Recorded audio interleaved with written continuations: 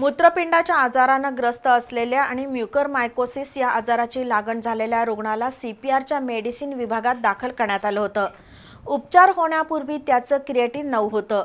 म्युकरमायकोसिसच्या रुग्णावर एपिटेरिसिन बीचं इंजेक्शन द्यावं लागतं, पण त्याचा किडनीवर विपरीत परिणाम होत असल्यानं या इंजेक्शन ऐवजी पोसाकानाझोल ही गोळी देऊन त्याला बरं करण्याचा प्रयत्न झाला।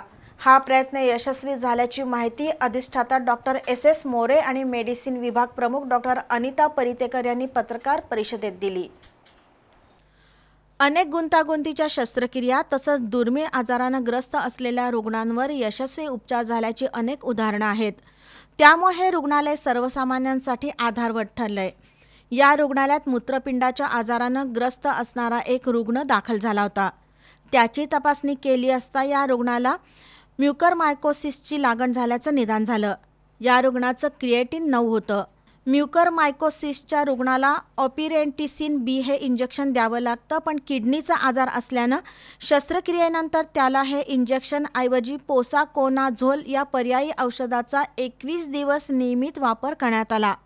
सध्या या रुग्णाची प्रकृती स्थिर असून क्रिएटिनही कमी झाले, अशी माहिती अधिष्ठाता डॉक्टर एस मोरे यांनी पत्रकारांशी बोलताना दिली।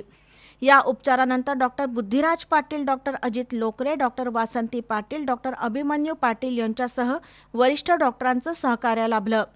पत्रकार परिषदेला वैद्यकीय अधीक्षक doctor Shishir Mirgunde, doctor Aarti Ghorpade, doctor Rahul Jadhav उपस्थित होते। दरम्यान 5 कोटीच्या औषध घोटाळा प्रकरणी उच्चस्तरीय चौकशी समितीचा अहवाल अजून प्राप्त झालेला नाही। मात्र या घोटाळा प्रकरणी संदीपान लालासो कांबळे यांनी वैद्यकीय संचालकांच्या विरोधात उच्च न्यायालयात दावा दाखल केलाय। त्याची सुनावणी सुरू असल्याचं डॉक्टर मोरे यांनी सांगितलं। दरम्यान शेंडा पार्कमधील 1100 खाटांच्या इमारतीचं भूमिपूजन, त्याचबरोबर मुलींचं वसतिगृह, ऑडिटर रूम, शवागृह यासह अन्य नवीन इमारतींचं लोकार्पण 9 ऑक्टोबर रोजी उपमुख्यमंत्री अजित पवार यांच्या उपस्थितीत होणार असल्याचं विश्वसनीय सूत्रांनी सांगितलं।